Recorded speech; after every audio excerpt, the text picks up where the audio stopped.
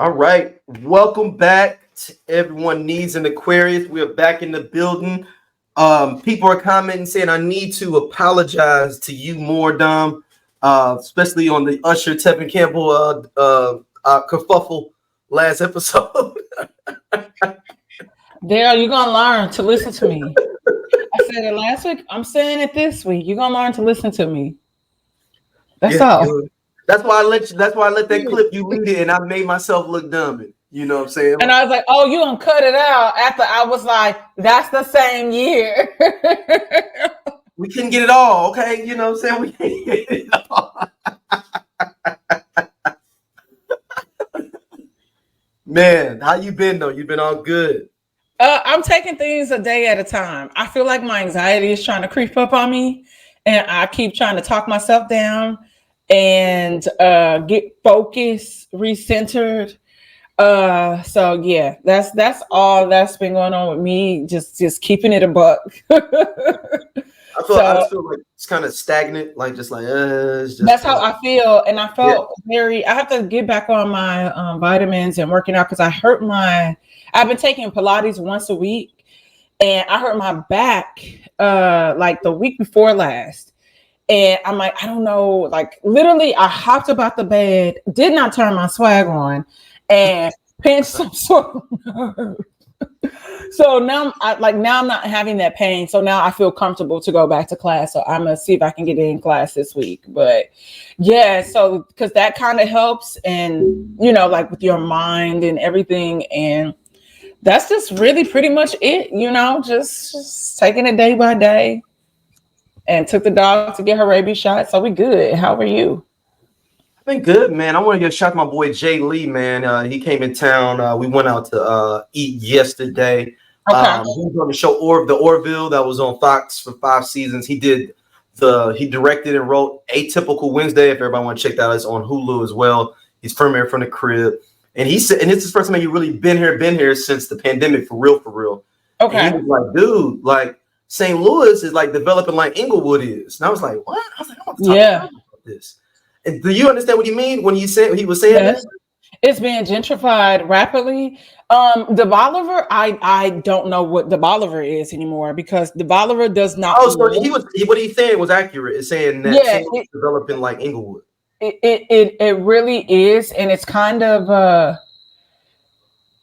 sad at the same time, but like Alan and I talked about this, and like, does St. Louis need to be gentrified just because of like the high crime levels, like the homelessness, all these different things that are taking place there? But I think with the sucky part about gentrification is people don't realize, like, as people sell and people come in and redevelop things, the taxes on people's homes that they could have owned for like 30 years could like quadruple. And so they can no longer afford like this place that I own because of the taxes. So it's complicated, but definitely it's a place that has, like, I don't know. Every time I come home, it's something different. But I can tell you one thing that I hate the most is that tower that is off of Kings Highway in Lindell that looks like it belongs in Batman. Yeah, or like it looks like it should be like in Hong Kong or like Dubai or something like that. Yes, and I'm not opposed to it being in St. Louis. I just would prefer it to be in downtown St. Louis. So, and I felt like a black person was head constructor on the construction. Don't care. Needs to be in that because also think about that area, and though it is historically white a lot in that area, there is a certain aesthetic that is there with Forest Park. So I don't know. It just sticks out like a sore thumb to me, and not in a good way. So I don't know. Like I said, I would be okay with it being in downtown, but and what happened to them revitalizing downtown? It just stopped. Yeah, it was like, oh, the other thing he was saying is like, man, downtown it don't look good, but as soon as you leave downtown, it's cracking. Yeah. Downtown, it looked like it was about to be the place, like the place where you wanted to be, where you wanted to live. Mm-hmm. And now it's not like that because didn't Culinaria by Schnook? Sorry guys, for the St. Louis talk, but Culinaria that was down there that was owned by Schnook's that closed as well. I think it's still there. Or did it reopen? I know at one point it closed. I think that was during COVID. Okay. Yeah, it's still open. It's open right now until 8 o'clock. Okay. But it was closed for a minute right after COVID. It was closed for a second, like a little second. Okay. Because I'm like, I remember the conversation around that. But yeah, I don't know. It's just like it is like that. So it's a lot to think about. And sometimes even those ideologies of certain things, as we have been priced out of a lot of things and people wanting to obtain, property and things like that, we wonder, am I going to be able to afford to do that? Yeah. So, and I don't want to be a negative Nancy. And so I'll be like, girl, yeah, we're going to make the money. We're going to be on yachts and private planes. And it's not going to be like that necessarily. It's not going to be like that. Yeah, man. But shout out to Jay Lee, man, who came through, man. When I come out there, man, he definitely said he wanted to get us to get up and come on, whatever we're doing for the show while I'm out there. Okay. So, yeah. Oh, shout out to you. And also shout out to the people on the reel that you posted on my page. I think what was it? It was on the podcast page. The clip about us talking about Eric Michael Dyson. That yo, okay, on that post. No, it's like yo. Listen, and I ain't even put up a reel yet. That was the longest thing that us talking about it fully clipped. Y'all, please check it out. And if you haven't checked out last week's episode, please go back and circle back to it, because we break down Eric Michael Dyson. And I'm glad everybody felt like me. Was like, oh yeah, we definitely relate. Like he see himself as Drake, and that's what it is. So I was like, yeah. But shout out to the person that was like, somebody was in there like, why you correct that girl? Let her call him a bitch. I'm like, oh man, come on, we can't do that. But look, the person that was like, well, Sean Paul already said that he was. But yo, when you said which one from the young blood, I said Jamaican or Atlanta. Listen, it was two. I needed clarification, because I could see Sean Paul from the young blood saying that you in the Mecca of blackness. Now, hold on, did both Sean Pauls come out at the same time? Let me look up here real quick. Oh no, the other Sean Pauls got him by a couple of years, I think. Yeah, because his first album came out 2000, but he started doing reggae stuff back in like 94, because he was like on that song with DMX that was in Billy. Okay. What was it called? Top Shotter. That was the name of that song, I believe. Sorry, my dog is snoring behind me. So y'all, if y'all hear that is the puppy. Just know that's not a grown ass man. She got drugged up today with Benadryl, and then they gave her the rabies shot because she got hives last year from the rabies shot. And Youngblood is 97. Okay. We know it's 97. But when they blow up, when we got introduced to this real, it was like the thousands. Yeah, look, shout out to the Youngbloods. They had some joints. Yeah. They had some club joints for they did. grip. What a time. Man, they had some joints. Man, shout out to y'all, man. The Youngbloods, man. That's a throwback for you. All right, let's jump on in. I did watch the documentary. Okay. We talked about last week, Dancing for the Devil, about the TikTok dancers. Yo, that shit wild, right? So I didn't mean to text you continuously all night because I was getting pissed off continuously throughout this documentary. So good though. It was like interesting and intriguing at the same time, yet sad. And then you was mad. Like I'm mad. Like I understand. Miranda is the main girl that we kind of follow in her family. And then Robert Shin, if people don't know, you need to check it out. But it's basically about this church called Shekinah Church, which started in the early 90s, technically.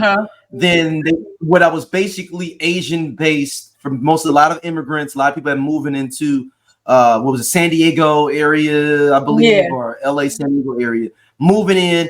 And then he would basically have the people work up for him on some slave labor stuff and have him getting the bread back in some crazy ways. Man, he started losing power there with that community, with the Asian community that was immigrants. And he decided to flip it because I think one of his sons told him, like, yo, we can kind of maneuver this way and go to these TikTok kids. And they saw a lane because the TikTok dancers and people like that weren't getting paid, but they had these brand deals, but they couldn't handle them because they don't know business. They don't have time. You got to be able to feed all these different things. And he basically got them in that way of like, hey, we can do this, but we got to do God first too. And then brainwashed 30, 40 TikTok dancing kids where they're excluding them away from their families. They're getting married. They're having all these different things. And it's an interesting documentary. I wonder if there's any updates on it. Because I'm kind of mad. I'm not mad at the parents because everyone grieves, goes through what they want to do. But it was a scene in there. I'm going to go back to my exact text message to you because I was so mad. I was literally at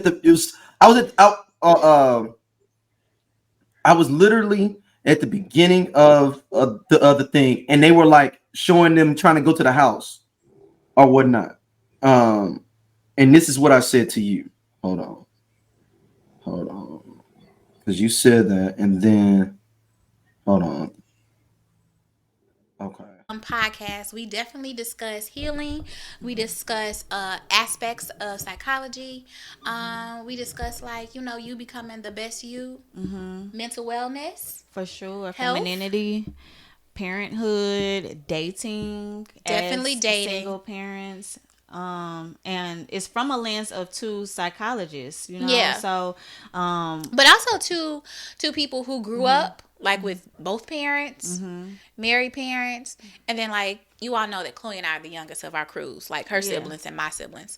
So so it's from that perspective. Yeah, looking at life through that lens. So you're gonna get a whole lot of things from us. From us being women, going through life as parents, and all of these awesome attributes. But yes, womanology, the study of women. The study of women. Hold on, y'all. I got it.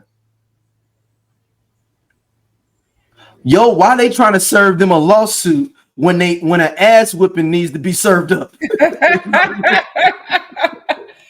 Yo, so in that case, so for that one, because you got to think that homegirl was in that case assaulted. So y'all trying to go on the record. So I see, both sides I get, but I'm talking about my daughter up in there, and they gonna try to wait and be up in there. No, I'm following you to this restaurant and beat your ass.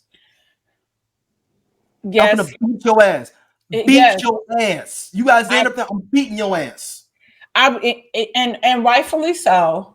But now I don't want that. Because now there's physical damage. Like I can see this person is bloodied and bruised. Then for you to turn around and press charges against me, then sue me. Like I don't care about that. You try to sue me, I'm whooping your. And I let them know I'm coming back when they let me out. I'm coming back. Be fearful of me. Yeah, I'm gonna put so much pressure on him. He just gonna let her go. Does not deal with me. So the law surrounding this case as a whole was the part where it's that cult shit. It's a thin line with the religious organizations and stuff like that. Yeah, and that was the most intriguing part because it's not like cults have not existed since the beginning of time, right?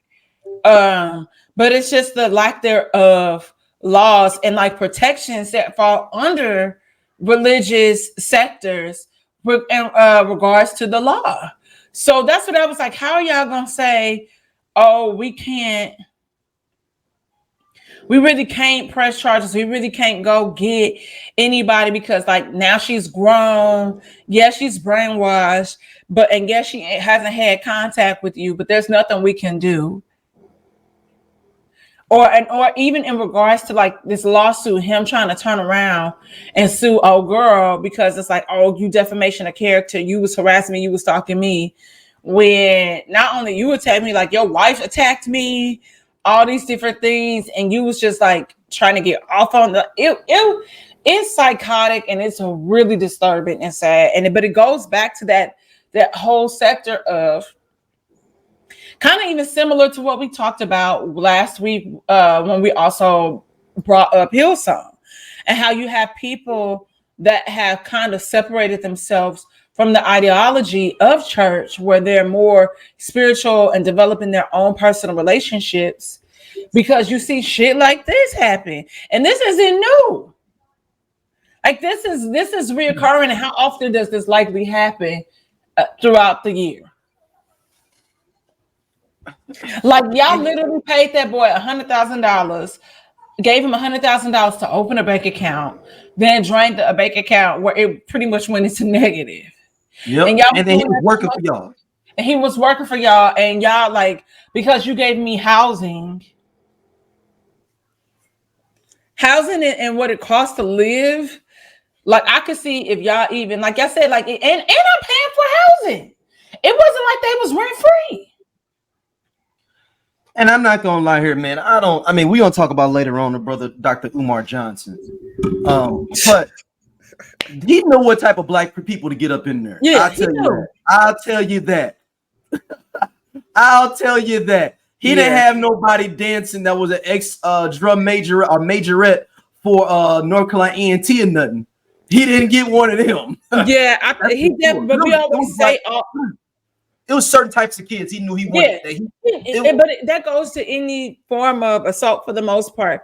People kind of know, and that sounds messed up, but they know who to prey on. And it's like a pimp too. Same thing with a pimp. Yep. But it was just making me so mad. I was like, yo, and they were like trying to run around and like check him, like try to get him to be able to set him up so they could serve him papers. I'm like, I'm serving an ass whooping. Yeah. I didn't flew all the way out here from Michigan. I'm serving ass whipping. Yeah. I'm not serving no paperwork. It was. You know what? We'll serve you, and then I'm gonna walk in right after that after you get served, and then serve ass whipping right after that. Baby, they had to serve. They had one for the sons. Yep. They had one for the husband. Shit, I'm surprised they had nothing for the fucking wife. Yeah, I mean it's crazy. I mean, the story gets deeper, y'all, because it shows two sisters and how one of them got out and the other one stayed and was assaulted the whole time while she was there for 20 some years. And then you got to think of the statute of limitations too. So, but an ass whooping don't have no statute of limitations, Dom. That's my whole point. But that creates the only reason why, because they with the right attorney, which I mean, and everybody band together like they're supposed to, like they could get a good attorney and they could fight it. But see, the ass whipping would be interfering. No. I'm gonna let them serve that paperwork because those because they really was serving for the young lady, the woman that was abused for years. You do your thing. I'm gonna let them get 15 more minutes, and then I'm like, hey, I'm about to serve you something else. Don't they be like, oh damn, not again? Yeah, ass whipping. It's me and some of these cats from Compton some of my cousins, and we serving an ass whipping right now. Actually, not Compton, Inglewood. My cousin's from Inglewood. Shout out Inglewood up to no good. Ass whipping, serving ass whipping. That's what it'd been served up next. Yo, sidebar. This is what I want to tell you. I watched the Ashley Madison doc today. I have like a. Hold on. Is that something I gotta watch for next week? Hold on. I had to finish episode 3. I fell asleep because I, had some hot wings for lunch. But yo, that shit. Ashley, that shit is wild. So is it the Ashley Madison affair? Mm-hmm. So okay, I gotta watch this on Netflix. Y'all, it is so good. It is so good. So good. So I ain't gonna say nothing about that. So we gonna do that next week. I'm gonna watch the Ashley Madison joint. You finish it. We'll cover that next week. All right. And guys, I have time to watch it because on the days I work remote, I like stuff playing in the background. Mm-hmm. So yeah. All right. Next up, this YSL case is become an episode of Judge Judy, it feels like, or like Seriously, Judge Mathis or something like that. All right, so I'm just gonna play this for you here for everybody real quick, and then we'll break down this right quick. Take Mr. Steele into custody, please.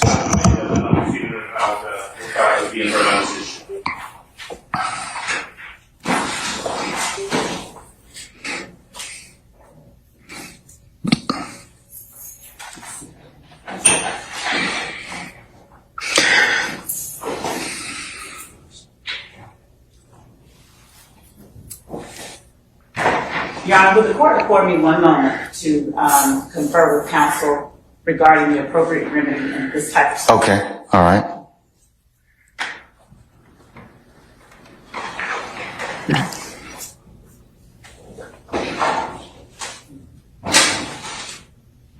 Here comes the kicker in the prison point. Yes, sir, you certainly may. Mr. Williams does not wish to go forward without me being here. You are removing me against his will, my will. You're taking away his right to counsel. And you're conducting material parts of this trial without me present, and I can't learn about it by watching online. So for that reason, additionally, I asked for a mistrial. And I assume you deny, but I'd like you to deny our motions for mistrial. You denied the other people. I denied your motion, but I'll certainly take that under advisement, sir.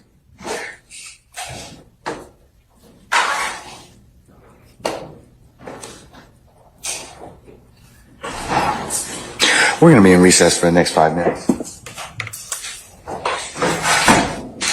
All right, everybody. So let me break this all down for you, Dom. All right. So Mr. Steele. So, okay, the prosecution and the judge were trying to lean on a YSL member to snitch and testify against Young Thug and his co-defendant that is there in the courtroom. So they had him in the back chambers. The defense did not know this was happening. Neither defense attorney knew that this was happening. So he was questioning the judge, saying, "Hey, I heard that you all were sequestered talking to a witness, trying to get them to change their statement, or not change their statement, but to testify." And he goes, "How did you know that?" And he was like, because of attorney-client privilege, I don't have to tell you how I know that. That's why the judge got mad at him and had him arrested, because he wouldn't tell him who told him that they were talking to that witness in the back and trying to get them to testify and snitch in theory.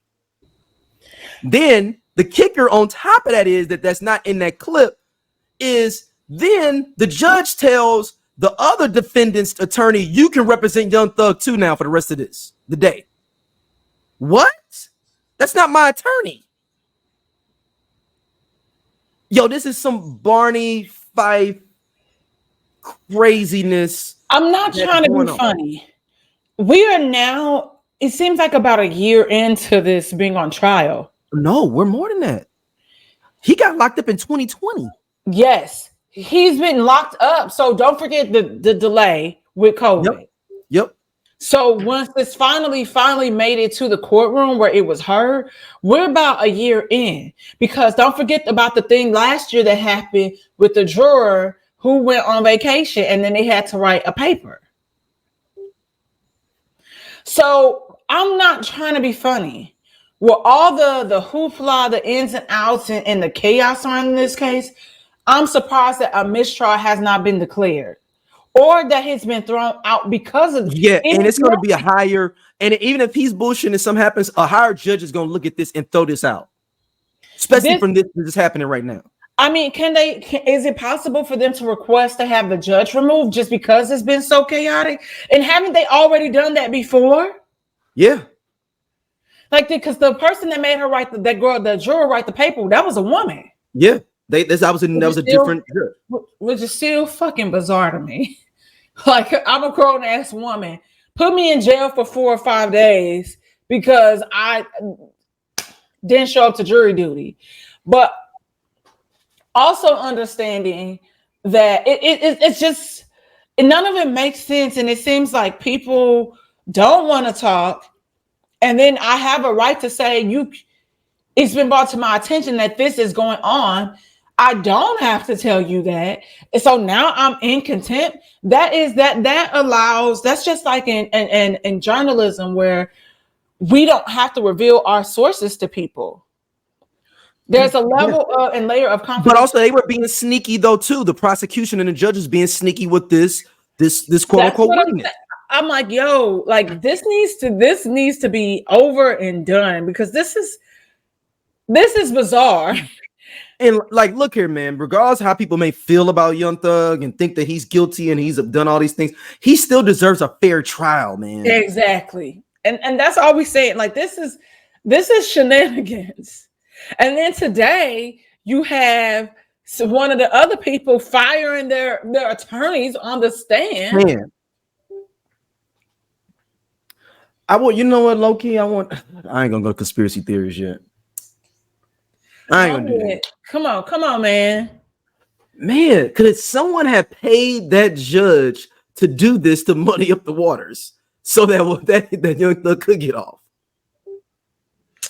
Because this is like unprecedented, like judging. I mean, I don't know if that judging.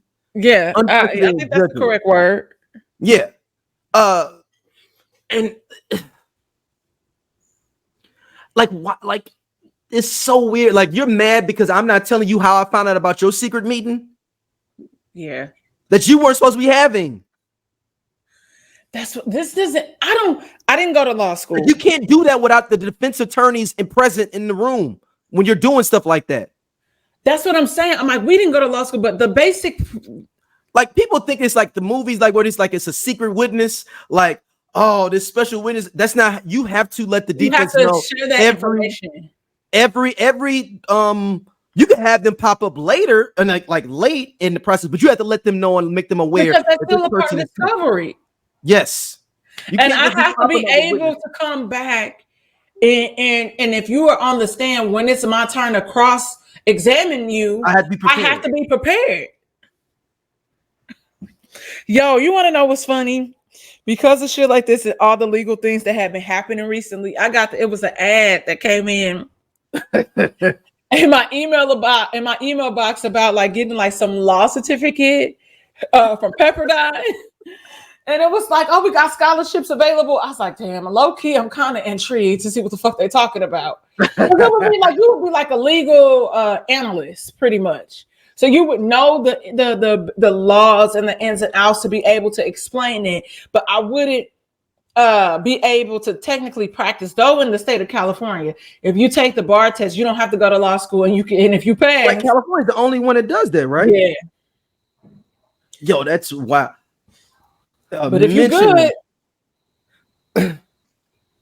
someone just beat me on my back. I can't reach it. Like, it's really disgusting what we're seeing play out, because this would never happen. Just even in the chaos surrounding Fani and it's the court system in Atlanta and Georgia just this chaotic, because this would never exist if this was a person of another color. Like, things would not be, out of control like this if this was somebody else. And if it is, and somebody has a case, please send it our way so we can take a deep dive. But this is just crazy. I can't believe it, to be honest. Actually, I can't believe it. They have a whole shit show going on down there, then, man. They do. Since we're talking about lawyers, I do want to, since we're in our legal section today, I do want to give a shout out to this brother, Brian. I'm gonna put him up. He's not an American hero. He's Kenyan. Hold on. Let me pull out this brother. We want to give him his full props. Now, I don't know. Next week he might find out some ill about him, but as of right now, he's an American hero. Not an American hero. He's just a hero. I don't know why it won't let me share. It did that to me last week too on pictures for some reason. Yeah. Well, anyway, his name is Brian Mwenda. Okay, Brian. Brian Mwenda. Well, Mwenda is a Kenyan lawyer, but he was practicing without a law license. He was admitted to Kenyan bar a year ago, but then he won 26 cases. Then they tried to get at him and try to take him to jail for fraud. He won the case. Damn. Is it some California thing where, hey, if you pass the bar, you technically you got a license? I mean, but I also hear that the California bar is not is really, really intense. It's like one of the the hardest one. I heard it's the hardest one. So let me get y'all more of the facts on this, brother. We need to give I'm gonna go. This is straight from the African media, africanmedia.com. I don't know how verifiable they are. Actually, I need to click out of that. I don't know if they're gonna be that good. He won his case. Hold on, I just had him up earlier. Man, but this brother Brian Mwenda, he's got the full get up on. If y'all Google him, he's dressed to the nines. He is everything. I guess this happened last year, but he just got out. He just won his case. Okay, so my question is, and he won 26 straight. He's 26-0.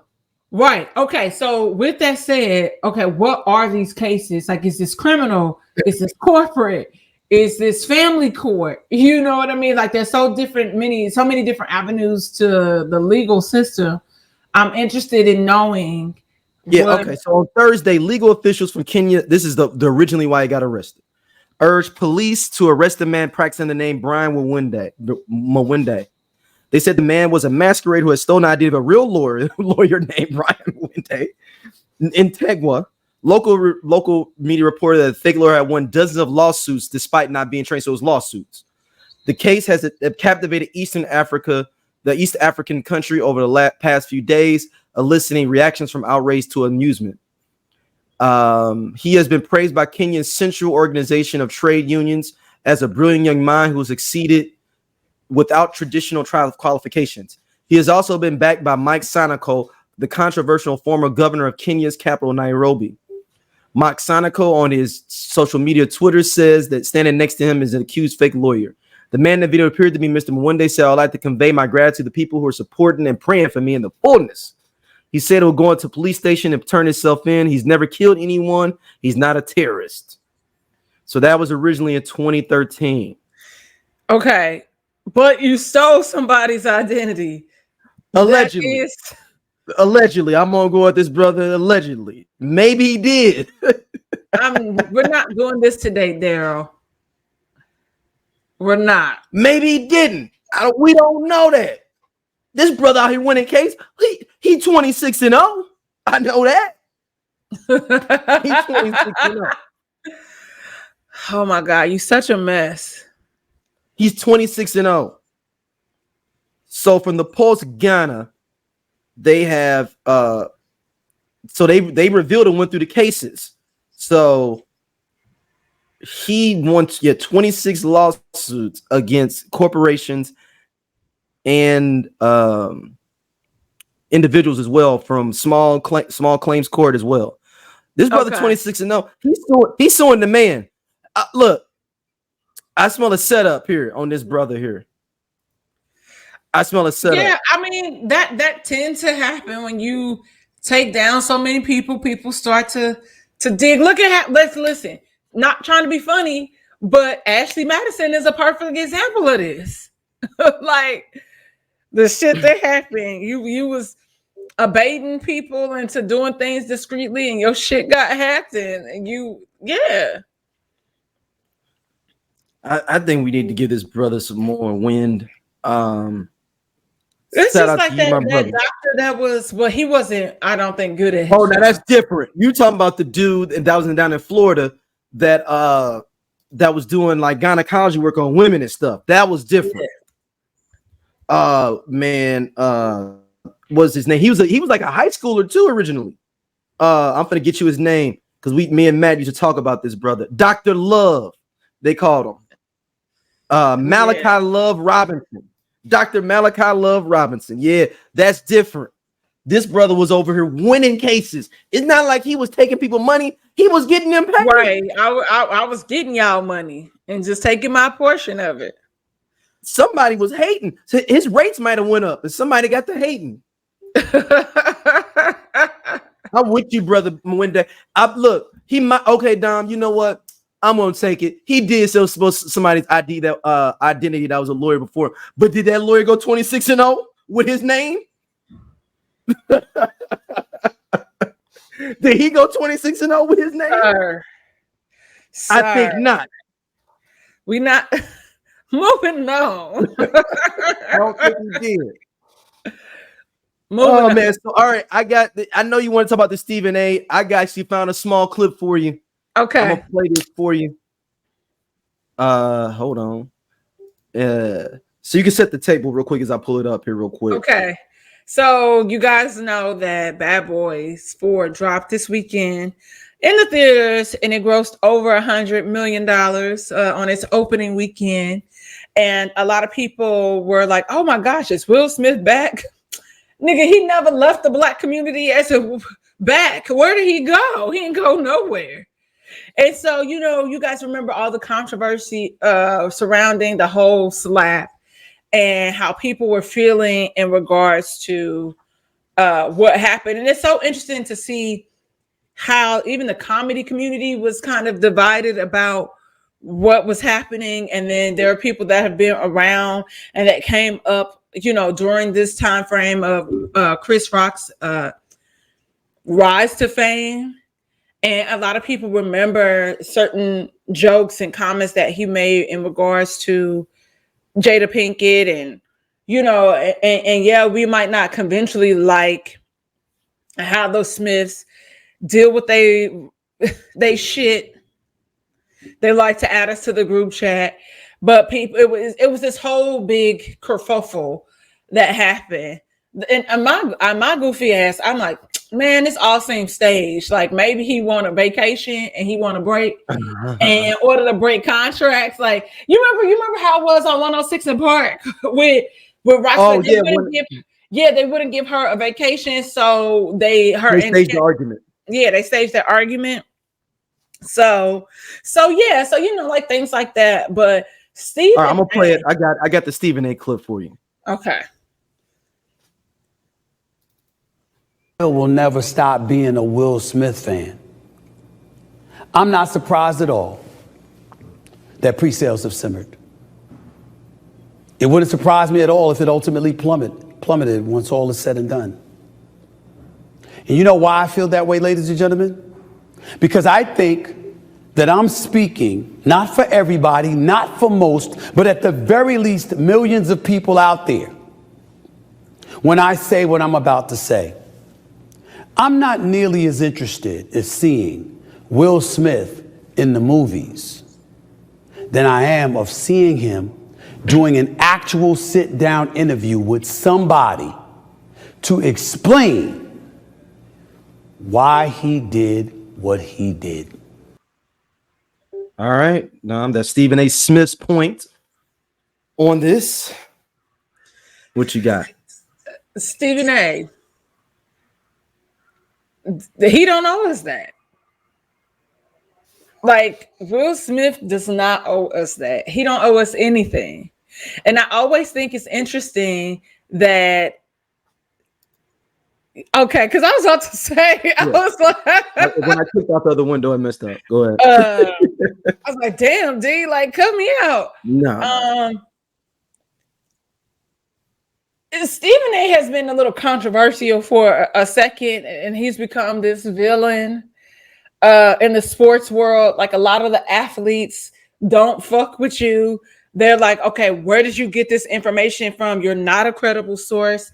He's never said, well, I did have a credible source. You might want to check within your camp because you might have a mole. So it's like all these things that happen, and where I'm like, you're worried about an explanation that this person doesn't really owe us. Yes, this happened on public, national television, but it's like certain conversations need to be had in private, and say what you want to say. I'm like, you worried about the wrong thing. You need to be worried about that corny ass haircut that you got.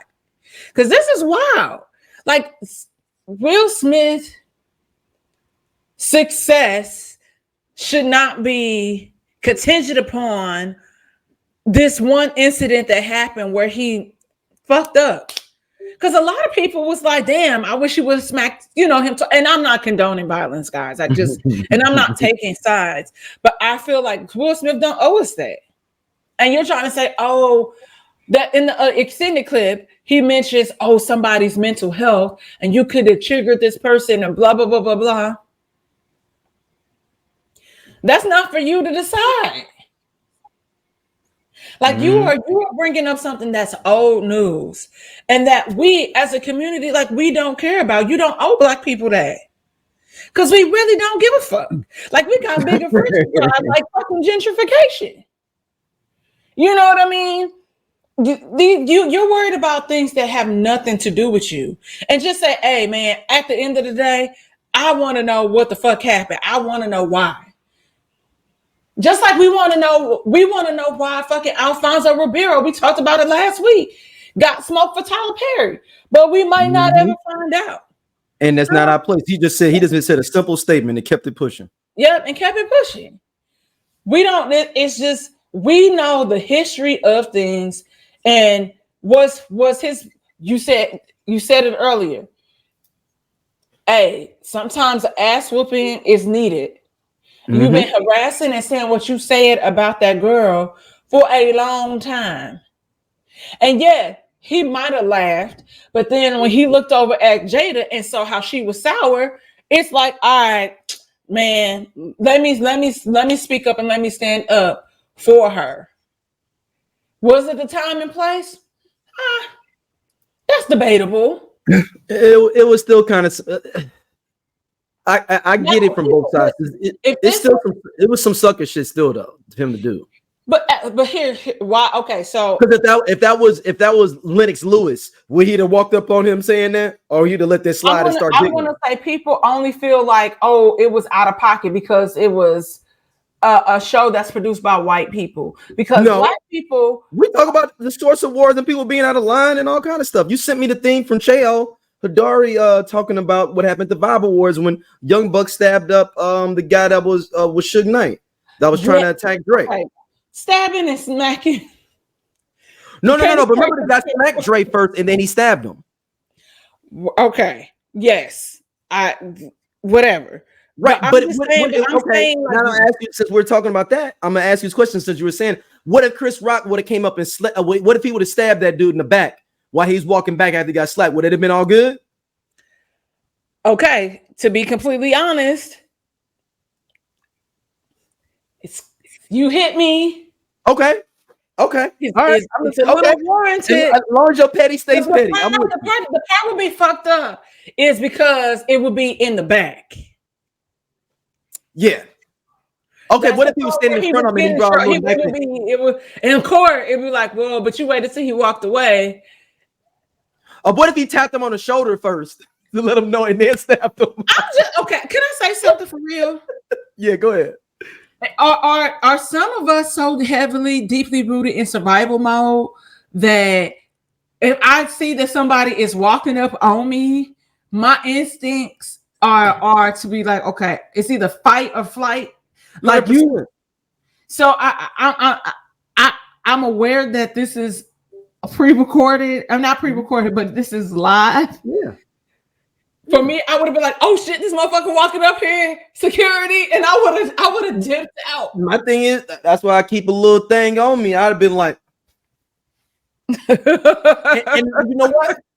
That would and maybe Chris would have been in more trouble. Like Chris could brought a knife to the doggone thing. I was like, I ain't know what Will was finna do. He was walking up on the stage in the middle of a show. I ain't know what was going on. Yeah, I think it's complicated because, in a sense, like I said, I don't really have smoke for Stephen A. I just want to be like, nigga, like we don't give a fuck. And for you to do this whole sit down thing, like you owe us an explanation, an apology. Yeah. Like you sound like all the other people that are shot by like these numbers. So like in that first weekend, the budget for the movie was $100 million. Y'all already made that back. So anything else after that, It's like, and everybody's tweeting and doing posts about how great.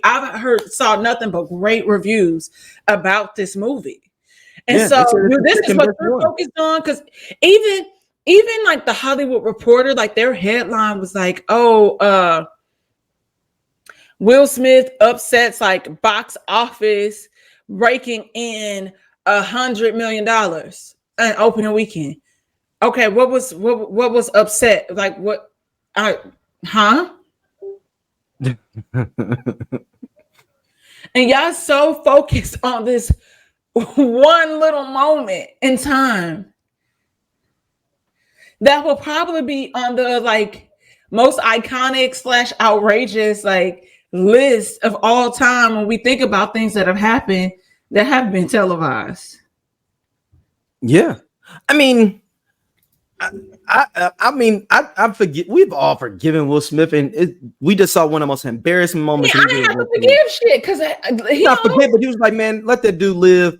We didn't see people do worse. Yeah, let him go and do his thing. If Chris needs to fight him and they do their own thing, that's for them to handle.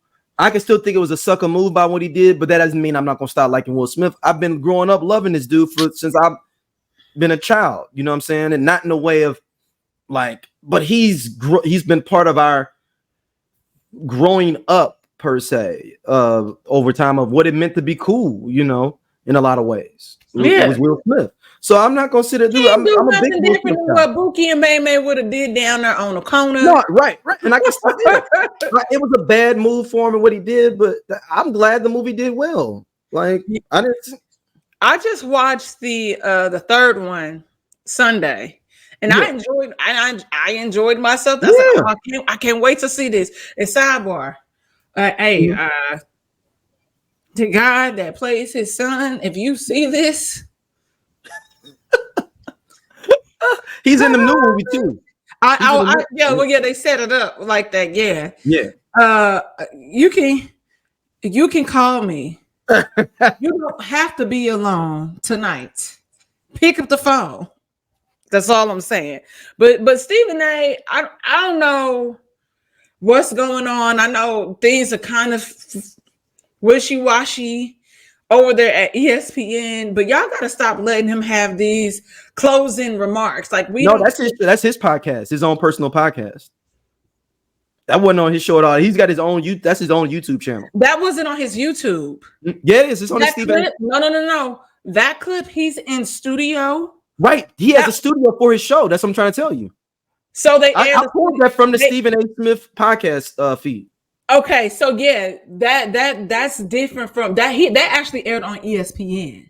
Right, but the I Only Listen to 90s Music podcast is a show for 80s babies who were 90s kids. If you were a No Limit soldier, then this is your show. If you believe that Cash Money is not an army but was a Navy, this is the show for you. If you and your friends ever tried to sing a song written by Escape, In Vogue, Shy, or Boyz II Men at a talent show during middle school, this is your show. The I Only Listen to 90s Music podcast is a bunch of 80s babies talking about all the songs and things that we loved when we were kids and teenagers. So if you went to the skating rink and you were at a lock-in, this is the show for you. If you think that Tevin Campbell was the original Prince of R&B, this is the show for you. If you don't understand the conflict between Monica and Brandy, but you're kind of on Monica's side and understand why Brandy got punched, this is the show for you. Make sure that you tune in, subscribe, click the little subscribe link.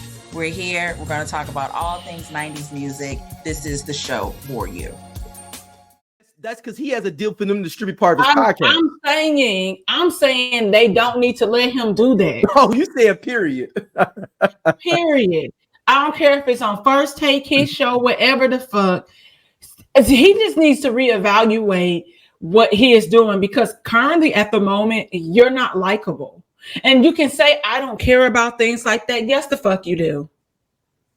You do. and figure it out, because we're bruh, you owe us an apology. You need to tell us why you why you did what you did. The lines in the forehead. I got fresh Botox. I can't do that, but I'm playing. I don't know Botox, but still, it's tired, and you pandering to people in an audience that don't look like you, and the people you talking to are the people that don't care about that shit. And I'm not saying that, oh, you should only stick to your lane, which is sports or whatever. And you like criticize players for certain things they make. And we know that you only played high school basketball and you really wasn't in the game like that. But hey, who are me to judge? He played in college. Did he, or was he? How many minutes? Oh, I don't think it was a lot of minutes, but he got on the college. He got on the college. Exactly. A quick pumper. Yo, real quick, little quick joint, nothing major for him. All right. Next up, this one is an interesting one, man. Like I'm gonna see what y'all think. Young man got upset that his grandmother was looking for him. He said he was all right. He decides to drop a diss track on his grandma.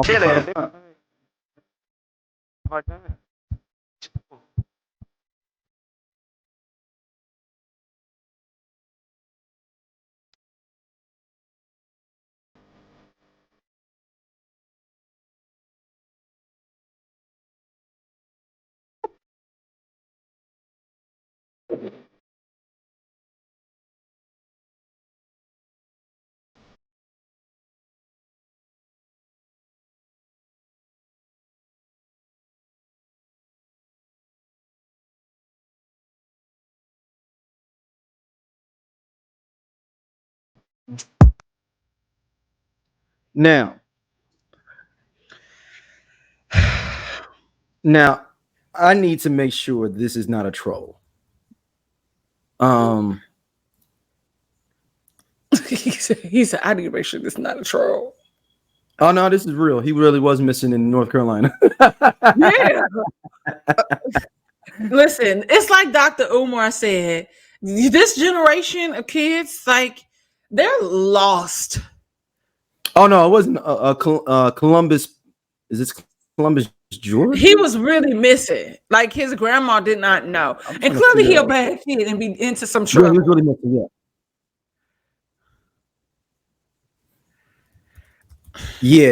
Yeah, I mean, okay, so this is Columbus, Georgia. So he was in Columbus, Georgia missing, but he was standing on business, running the streets. A part of me thinks this is hilarious, but it's not.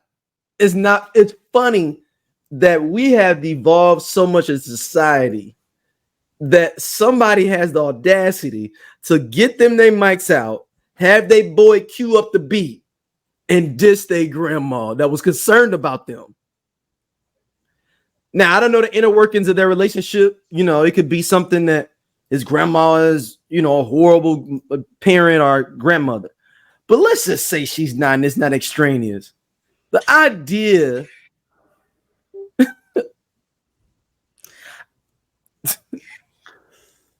So, do you live at grandma's house? Because where's your mama? Where's your daddy? That part. And I'm saying, in fact, grandma took you in. I'm assuming you're there because it could be a court order, maybe a parent died, somebody's in jail, and you're at your grandmother's house and you mad because she care about you. And like you said, we don't know the inner workings, but for you to be like, oh, I was just in the streets doing whatever, like you clearly you're on the fast track. Oh, stop the press. Hold on. A family member spoke out and give us some more context. All right, I'm gonna read this before, but I want to get your full statement after I read this, and we getting it both together. For those of you asking the question, this is my nephew.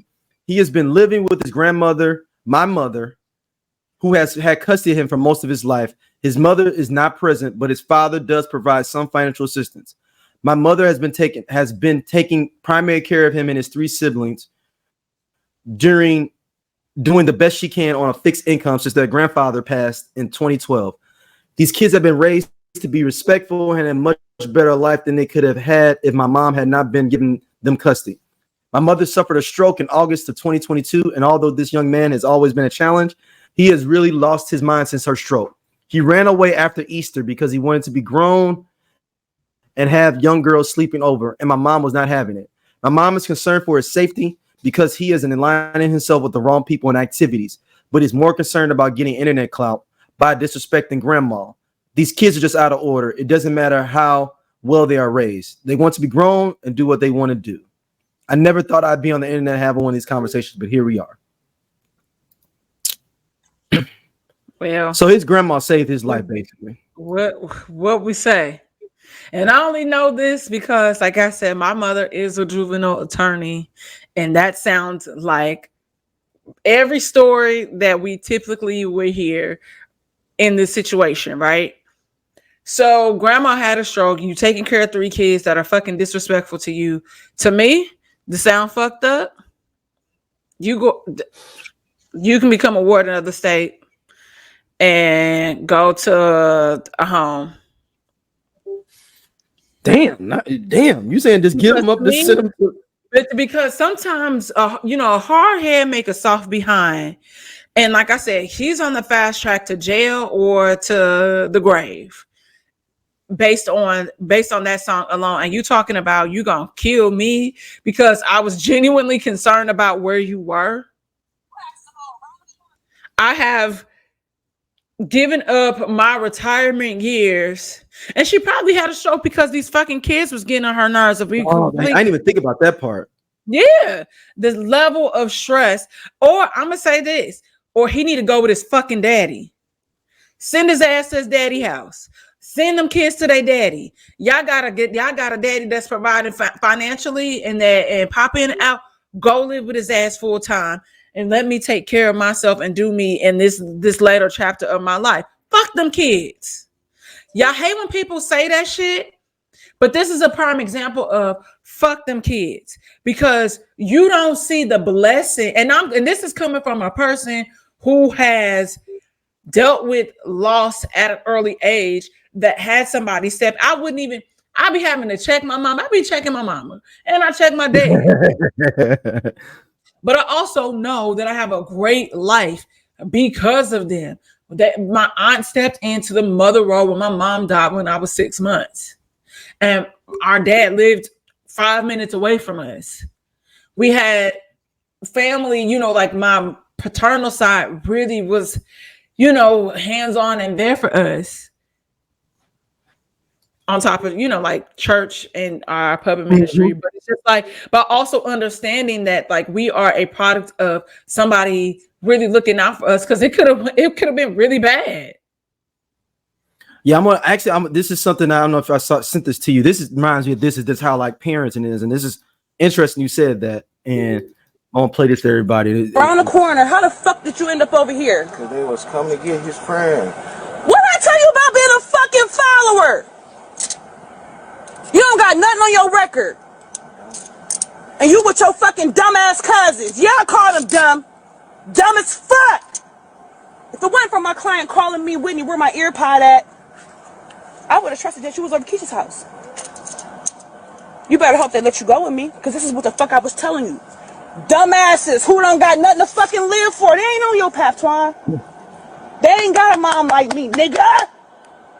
Something said, don't take them clothes off. See about your motherfucking son. Alright. With who? He with my child. It don't matter. My child don't got shit to live for right now, you dumbass. His mom don't got no control over him. Sorry. You don't stand. Listen, I'm sorry. They'll take you. And when they don't give a fuck, they doing their job. You a young black man. I don't give a fuck how it sounds. I'm gonna stand up for my trail too. I don't know what happened, but God got me here. Mm-hmm. You ain't never been in trouble, son. This is everything mommy be telling you about. Everything. Everything. And I done called you 20 fucking times. You know how many moms call their son, they don't get the fucking answer. See him, nothing. and you in the back of a fucking cop car, and you graduate, you got prom on Saturday, I ain't taking you to get the license. I can't trust you now, nigga. You asked to go around the corner. You broke your trust for your cousin who don't got shit going for himself right now. You better be glad I showed the fuck up, because they would have took all y'all dumbasses. They waiting to get you. Where's my trail? All right, it's a little bit longer. It goes showing the body cam more. Yo, hey, when she said he ain't got nothing to live for, my nigga, I was like, "Ooh, that hit me like." But that's the reality, and people in the comments of that clip, by the way, felt like she should not have been shaming the other kid. But I'm like, that's not shame, that's reality. And she know that kid. She know that he be on some bullshit. Yeah, them her nephews. She or cousin, whomever. Yeah.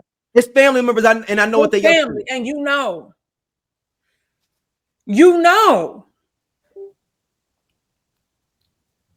And no matter how, like she said, you being a follower, you doing dumb shit. I taught you better than that. I taught you better to make, to make those types of decisions. And like she said, because what they were saying, it was like, oh, was they when they're supposed to be like throwing something? Yeah. And so then the cop ends up asking him, and you can't. Yeah, you throw something out the window. Yeah, like you had a gun clip in the trunk. It's a longer story, y'all, but we don't want to play the whole clip. But basically, they thought somebody threw a gun out the window as they was trying to come up on them, and he was like, "Well, why is all these clips in the trunk?" Yeah. And he was like, I don't even know. He's like, but whose car is it? Well, it's my mom's. Oh, so it's your mom's clip. He's like, well, no, I mean, I use it. It's under her name, but I drive it. And he was just like, dude, like, don't play me for no fool up in here. And you don't even have an explanation. You don't know what somebody got in their car. I mean, bringing into your car. Right, but that was the dude. That was the little boy that somebody ain't got nothing to live for. That was. So it was kind of a juxtaposition of it, of like, oh, she wasn't lying. This dude do be on something. He throwing a gun out the window. Bullshit. Got clips in the trunk. And like he said in that clip, if you throw a gun and it lands in the wrong hands and something happens to somebody, we gonna trace it back to you. So we gonna find out. Mm-hmm. And we gonna come for you. And he over there in them bushes right now looking like trying to find it, whatever it was. Mm-hmm. But a lot of people don't know how to we think about things short term, and how a lot of short term reactions to things and decisions can jeopardize you long term. And if people started to think like that, a lot of people, there will be people that still won't care and won't give a damn. But a lot of people in the long run, I think, would make better choices. That would be the hope. Especially when it comes to kids and people that look like us. I'm aware that there are different factors. We got mental health. We got things that happen in our environment that sometimes can shape how we show up and respond to certain things. But if you have a brain that is fully functioning, that is not restricted, that doesn't have all these other variables, come on now.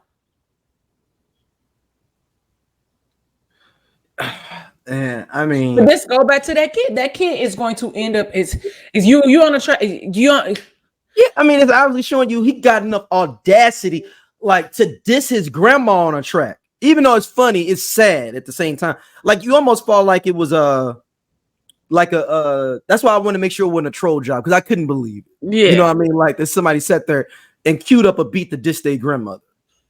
We find out the backstory of all the things she's doing for him. Yep. And I'm like, it sounds like he need to go to therapy. You need therapy, you need help, and your daddy you can get all that help and go to your damn daddy house. Go on now. Let your daddy problem, because your grandmama has done enough. And that's one of the things that we talk about too, as we at some point when women be having custody of their kids that be boys and vice versa, is either you putting a mentor or you having a family member that got some damn sense in their lives consistently. If something has happened to the father, or at some point they have to go over that, because it's too, like a man, like a father is just as important as a mother, and as a woman, you can't do it all. And that's the reality of the situation. We can't. There's certain things y'all not gonna understand. Just like I got homeboys that have custody of their daughters or whatever. It's certain stuff they don't know, and they calling us. What you think about that? How would you respond? What was this like for you? Blah, blah, blah, blah, blah. Because they understand the concept of community. It takes a village. It really does. And if the village don't come together, we're doomed. We're doomed. That's real though, man. Like, yeah, it's sad, man. It's just sad that's just overall with that. But we just gotta keep pushing and doing best for the kids that we can affect. Yeah, you know what I mean? Can't save everybody, like Umar said. Oh, and mentioning Umar, I didn't. Our favorite comedian. He is the best comedian out right now. I didn't even know that this was even possible of what he has surmised now, and this is what he says. Say this. In all honesty, so far in 2024, dark-skinned black men are guilty of cooning more than any other black men. I don't want to hear nothing about the light-skinned brothers for the rest of the year. I don't want to hear nothing about the mixed race brothers for the rest of the year. So far in 2024, dark-skinned brothers, my complexion and darker, have been doing more cooning and participating in more bunny hopping and more racial betrayal than all the light-skinned men in Black America put together. Leave the light-skinned brothers alone. Leave the mixed-race brothers alone. Dark-skinned men are cooning out of control so far in 2024. Well, you in the clear. You and Eric Michael Dyson are in the clear. Yeah. I have to go watch the whole interview because I want to know what prompted that.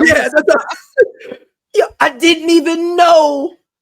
I wouldn't even have thought to even come up with that hypothesis that dark-skinned men have been cooning the most in 2024. Daryl, I never thought that I would be quoting Umar Johnson. Like, what is the world coming to? Consistently. Like, he's not lying. He's not lying, except for the school. But he's not lying. Yeah. He said dark-skinned men are cooning the most in 2024. I didn't know you could. Did he take a poll? Did he just a spreadsheet? Well, like every time somebody cool, like dark skin, medium skin, light skin, and that's why I was like wondering. I was like, okay, what happened? And we know this to be true. Like niggas nig, yeah. Right? But how did he definitively know? And I'm like, okay, because I'm trying to think of the year as a whole because it's been a lot that has happened this year, and it's only June. I'm Doja. They sleep. Yeah, we part of Just Posted Podcast, man. The best show on this network. Come on, check, girl. Seriously, man. Just Posted. It's just me and Doja sitting back talking about what the fuck going on in the world and the streets. We said labor of love. He said labor of love. I ain't say that shit. Shout out to you know what I'm saying, everybody coming to watch though, man. We really appreciate y'all. Holla at y'all later. Hey man, this nigga just tall for no reason. I'm gone. And he do regular jobs. Don't forget that.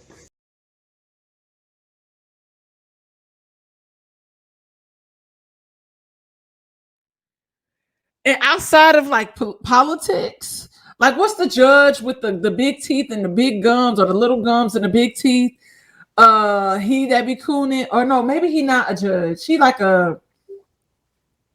What are you talking about? Well, okay, no, there is a judge that be cooning because they got him caught up on some shit.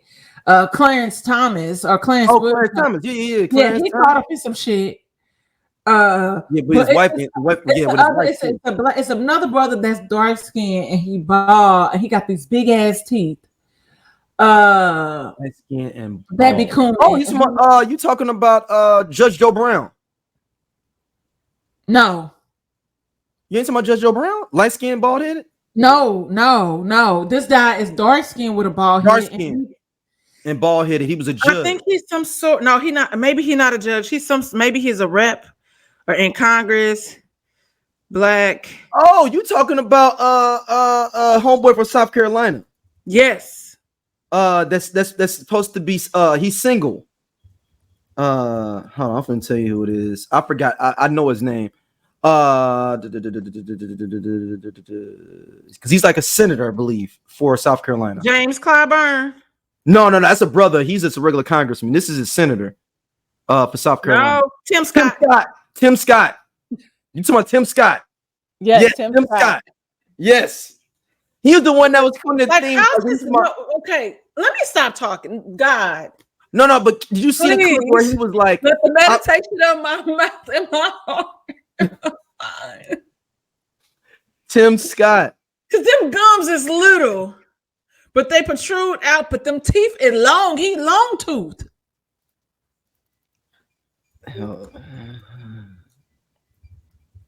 Since you mentioned Tim Scott. So hold on. When he said y'all graduated summa cum laude. What did he say? I graduated just come get her or something like that. Hold on, I gotta find this shit now. And I was like, I believe he was at Liberty University. Okay. It was a graduation. It was like I gotta. Is Umar up on to something? Oh, thank you. Oh, I found it. I'm gonna play in a second. Hold on. Okay. Like I said, I just never thought that I would be in the space of literally quoting him and say, "Oh yeah, Umar's kind of right though." Like he's been right about a lot of things recently, and I don't know if there's a shift. Umar is trying to because we just can't let him. Like I said, we can't let him touch the money. But he has some, insightful things to say every now and then. Hold on, here we go. This is the Tim Scott joint. Maybe Umar's the president graduated cum laude. I graduated thank you, Lordy. Now, I want all the thank you, Lordies, to stand up. If God has done something in your life, I want to hear you shout. I want to hear an amen for the King of Kings and the Lord of Lords, for the Alpha and the Omega and the beginning and the end. If your people wonder how in the world you're here today, I want to hear you say, thank you, Jesus. Now, people may want to know. All that's missing from that. Get what? Is a yeah. Oh. that Howard Dean. Hey, it was at Liberty University, which is a notorious university, Christian university, that basically came from nothing to something in like 40 or 50 years, something crazy. And it's notoriously super, super religious and, faith-based. And it's a lot of icky things go around at university, and the founders and the current former president, stuff like that. If y'all get a chance, do y'all research with it. So it's crazy and funny that he's doing that at Liberty University, doing a commencement speech, and all these, other people are sitting there smiling and laughing at him like, "Good, oh lordy, lordy," But maybe Umar's maybe Umar's right. Maybe the dark skinned brothers do need to fall back this year. I can't talk. I don't know because I didn't chart it. I'm assuming he's taking statistics and he's like charted all the dark skinned brothers that have been cooning. And he's the authority on this. So when he says cooning, like what does that entail? Because like I was thinking of like, okay, so think about our list in our show. Okay, so I'm thinking Anthony Davis, like he not doing cooning shit, but he doing nigga shit twice, like paying a girl to get an abortion, to turn around and get now. I will call that being smart. No, but then he turned around and got like another girl pregnant. No, she was the side girl. That was his main girl. He got pregnant. He had a kid with. That was his main. Yeah, girl. that was no. There's extras. No. The kid he's got now is with his main girl. Yes, the one he paid for was the side chick. There's supposed to be another side chick situation, but also I'm like, nigga, you let them niggas lock you up in the Western Conference Finals? Like, I was pissed. It's like you just lay it down and just took it. Like, we were all rooting for you. Dang, maybe I'm trying to think what other dark skinned dudes been cool. Like, Umar, I need you to like give us the tracking sheet. Hey, like, what's the score? And how far are we behind? How far are light skinned dudes behind? Email and ask him when he come on the show. I just need to do that because I need to know. I want to know like how far, like what's the score? How far are we behind the dark skinned brothers? Like, I just want to know what's the skill. Is there one for women? Is there a whole nother set of scores for women? Cooning women? How do cooning women look on theirs? You know what I'm saying? Like, is it brown skinned women? Is it light skinned women? Dark skinned women? I would like to know all these details, Umar, because now I'm fascinated in how you came up with this. All right, our last story. This one is an interesting one, and I think people may not necessarily understand it, maybe, or don't understand it fully. But here we go. R. Kelly was trying to sabotage your career? Well, you know what? It's funny because I was getting, credible information from PDs and, from friends of mine as well, that this guy has no idea that these are my friends as well you're talking to. And, as if they're really going to stop playing my record because you said, if you don't stop playing this record, I'm never going to come back to the show, or you can stop playing my records. I mean, really, you don't. It was one of those things like, okay, now you can't be serious, But to me, it's still alleged because I don't have facts on it, But nah, there's no possible way, I would allow that to happen, And it's because of the relationships that I built in the industry as well. And no one man has all that power. Trust me when I tell you. What do you think R. Kelly's issue with you was? Did you guys have some sort of argument or altercation? Yeah, that's enough there. That's really the crux of it. What you got on this? I'm gonna say something very controversial. Mm-hmm. If this is true, it is likely the jealousy that exists is because Joe is a better, stronger singer. And he dates women in his own age bracket. People sleep on Joe. Joe's wrote a lot of stuff. Joe is that nigga. And Rhea was like, but how do they even comparable? He does a producer round like, I don't say that. No, that's not true. And I sent her the list of all the songs Joe wrote for other people and produced for other people, like Missing You Case. He wrote the Escape song people love off their last album, Softest Place on Earth. Joe wrote that and produced that. So and that's okay. So it's so funny because like one day he's not at R. Kelly's level, people. Before somebody get in the comments talking about, I mean, you trying to. I'm not saying that he's at the same level R. Kelly, but people just think Joe be singing. He does a lot too. And a lot of people think people just be singing in general, and that be it. And we have to remind people how the machine of the industry, the music industry in particular works. If you're not doing that, like writing, producing, doing all this other stuff on top of touring, you ain't making no money.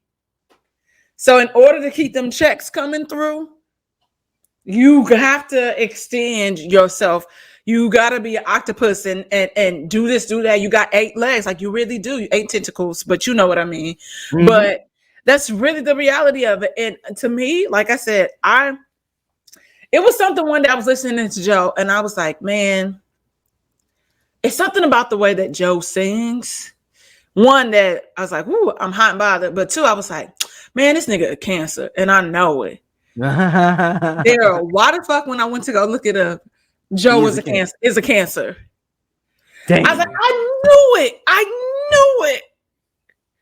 So that means Joe probably be out here love bombing bitches now. I know he been dating Roxy for a while, apparently. For a while. But I'm like, don't let me get an opportunity. I'm coming for you, Joe. Oh, wow. He did the other woman for changing faces. Joe, like I'm telling you, it is literally Heaven wait for Luther Vandross, his last big song. Luther's last big song. That's the thing, is like if this little bitch. Oh shit. Keep going. You already ended now. I told myself that I was, trying to scale back on my language. But ultimately, like, people were like, oh, then he's not the competition. I want women to realize that when you go back and listen to that man's catalog, not Joe's, he is talking about having interactions with underage girls. What is sexy about that? What turns you on about that? We talked about it here before on the other show when he was producing and snuck away and married Aaliyah. When we saw the images of them in that Word Up magazine and Right On magazine, I was like, this look weird to tell because I know this nigga grown and she's supposed to be 15. And I was a kid. And I was like, something is off. And one day we'll have a conversation. This is another controversial statement. Okay. When we talk about that whole situation regarding R. Kelly and these underage women, we don't talk about the parents enough, but we don't talk about Aaliyah's mother and them enough. And they were already in the music business because that label was his label. Black Ground Records was his label. Was his her uncle's label? Yeah, the uncle's label, Hank Hankerson. Hank Hankerson. Yep. So they knew, they were very well aware, just like how it recently came out, how in order for them to keep it hush hush, they get residuals, royalties from one of his albums. And if it ain't 12 play, what the fuck is this anyway? Because that's like his biggest album. Yeah. Not trying to be funny, but I'm like, y'all can talk about all this stuff, but y'all also sold y'all kid out. Y'all gonna be mad at that, but that's the reality of it. Yeah. Oh, be nice, be kind. No, let's be real.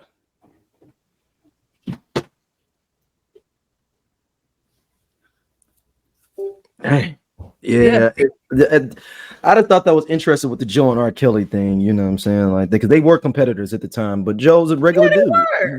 Yeah. And it was fair, and it was room for everybody to win. But it was just like, it wasn't, I could say something. You know what? Nope, not to that. Nope. We've had a pretty clean show. We did. Because what I was really wanting to say was like, hey, every woman that's listening to Joe ain't listening to R. Kelly and vice versa. Like, it's a different type of woman. I agree with that. And that's solely based on what we know. Here's the reality. Y'all gonna get peed on and get the uppercuts that say he was giving them young girls knowingly, which is also now a felony. Like, there's so many.